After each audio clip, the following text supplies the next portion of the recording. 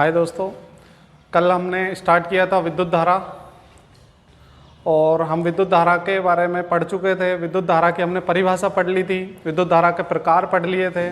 उसके बाद हमने विद्युत धारा के प्रकारों में औसत विद्युत धारा और तात्क्षणिक विद्युत धारा पढ़ी थी।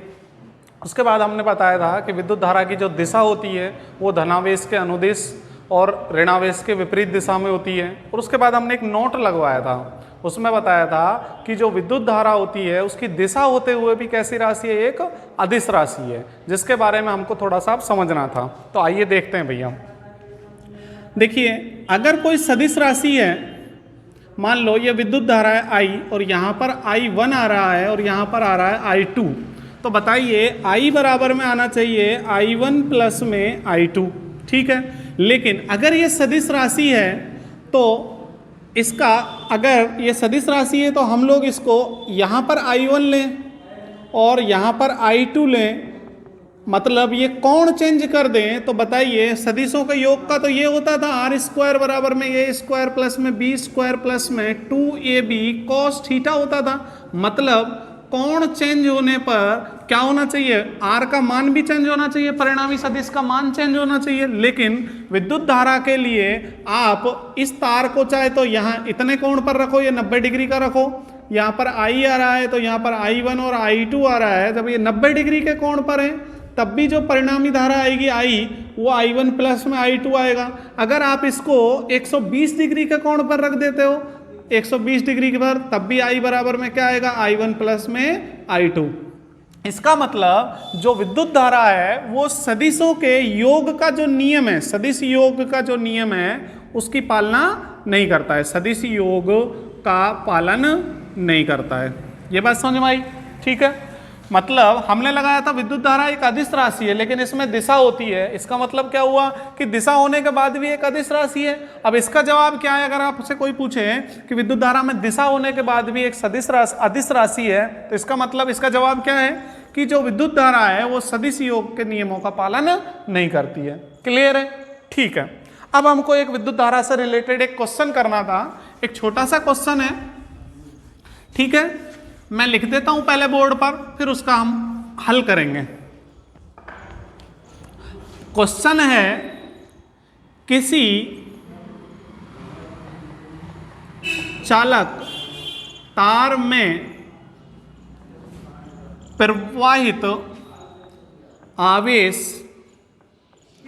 Q बराबर में 2t² प्लस में 4t है, तब निम्न का मान ज्ञात करो। क्वेश्चन नंबर 1 क्या है, तार में t बराबर 1 सेकंड पर धारा का मान ज्ञात करो, पहला क्वेश्चन। दूसरा क्वेश्चन है, तार में t बराबर 1 सेकंड से t बराबर 2 सेकंड के मध्य धारा का मान ज्ञात करो।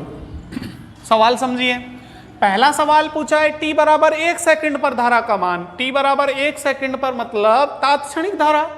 दूसरा पूछा है t बराबर 1 सेकंड से t बराबर 2 सेकंड के मध्य धारा का मान, मतलब औसत विद्युत धारा। ठीक है, आप ये सवाल उतार लीजिए, उसके बाद हम इसका हल करते हैं। ठीक है, ठीक है भैया, आपका स्क्रीनशॉट ले लीजिए या वीडियो को रोककर आप ये सवाल उतार लीजिए। ठीक है,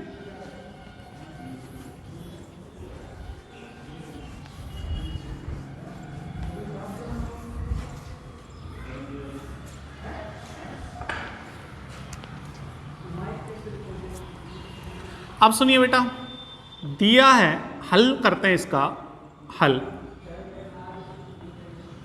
दिया है Q बराबर में कितना दिया है, 2t² प्लस में 4t। ठीक, अब आप लोगों से पहला क्वेश्चन पूछा है कि t बराबर 1 सेकंड पर धारा, 1 सेकंड पर धारा का मतलब तात्क्षणिक धारा। आप लोगों को पता है तात्क्षणिक धारा का मतलब आता था I बराबर में dq अपॉन में dt। मतलब आपको इस आवेश का क्या करना है, समय के सापेक्ष अवकलन करना है। तो बताइए बेटा I बराबर में कितना आ जाएगा बेटा, dq अपॉन में dt। तो I बराबर में d अपॉन में dt कितना आ गया, q का मान 2t स्क्वायर प्लस में 4t। तो I बराबर में देखिए बेटा 2 बाहर आ गया, d अपॉन में dt का स्क्वायर प्लस में 4 बाहर आ गया, आपने अलग अलग किया जब तो d अपॉन में dt और कितना आ गया, t आ गया। तो I बराबर में 2, ये देखो 2t प्लस में 4। तो बताइए I बराबर में कितना आया, 4t प्लस 4। ठीक, तो बताइए अब आपको t बराबर 1 सेकंड पर चाहिए, 1 सेकंड पर धारा का मान।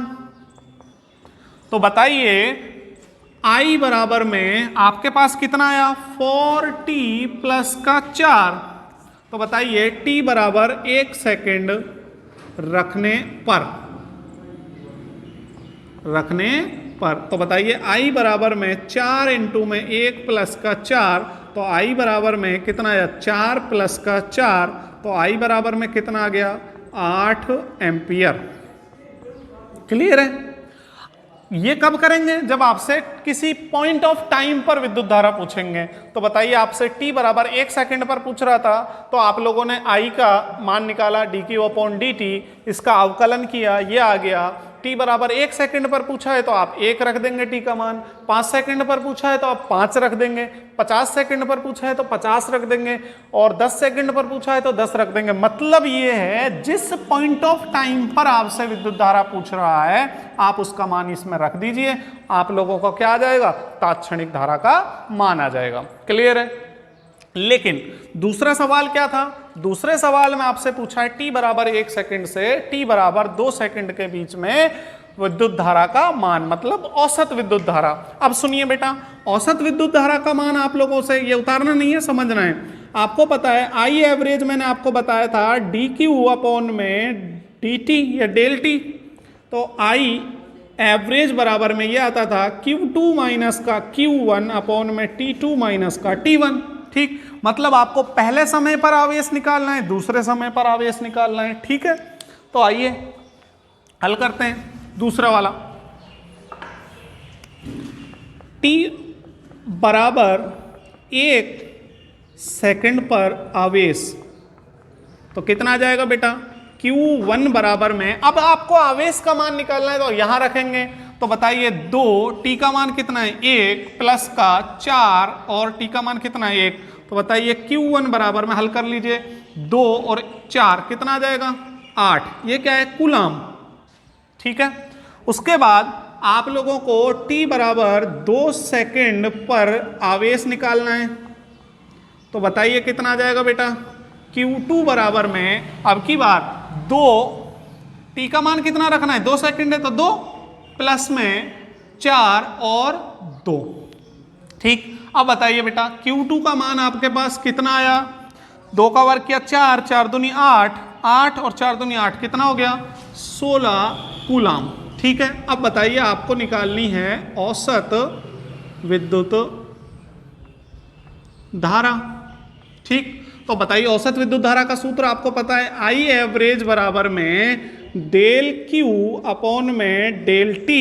I एवरेज बराबर में यह आएगा Q2 माइनस का Q1 अपॉन में T2 माइनस का T1। तो I एवरेज बराबर में Q2 का मान कितना आया हमारे पास 16 माइनस Q1 का मान कितना आया हमारे पास 8 बटे T2 का मान कितना है 2 सेकंड, T1 का मान कितना है 1 सेकंड। तो बताइए I एवरेज कितना आया हमारे पास, 8 में 16 में से 8 गए तो 8 बटे में 1। तो I एवरेज बराबर में आया हमारे पास 8 एम्पियर। ठीक है, तो बताइए अगर आपको आवेश का समीकरण देकर आपसे तात्क्षणिक धारा पूछेगा तो आप क्या करेंगे, पहले से अवकलन करेंगे। तात्क्षणिक धारा का सूत्र I बराबर में dq अपॉन dt होता है। तो आपने I का मान निकाल लिया, अब जिस समय पर पूछा है उतना समय रख दिया, उसके बाद जब औसत धारा पूछेगा तो आप पहले समय पर आवेश का मान निकालेंगे, फिर दूसरे समय पर आवेश का मान निकालेंगे, फिर उसके बाद औसत विद्युत धारा का आप सूत्र लगाएंगे, वो होता है Q2 माइनस का Q1 अपॉन में T2 माइनस का T1। अब उसके बाद Q2 कितना आया 16 माइनस का 8 बटे में 2 माइनस का 1, तो आई एवरेज बराबर में कितना आया हमारे पास 8 बटे में 1, मतलब कितना आ गया 8 एम्पियर। अब यह बाई चांस है कि हमारे पास तात्क्षणिक धारा का मान भी 8 एम्पियर आया है और औसत विद्युत धारा का मान भी 8 एम्पियर आया है। अलग अलग भी आ सकते हैं, वो डिपेंड करेगा आपके सवाल पर। क्लियर है? ठीक है, आज के लिए इतना ही, इसके आगे कल करेंगे। ठीक है, धन्यवाद।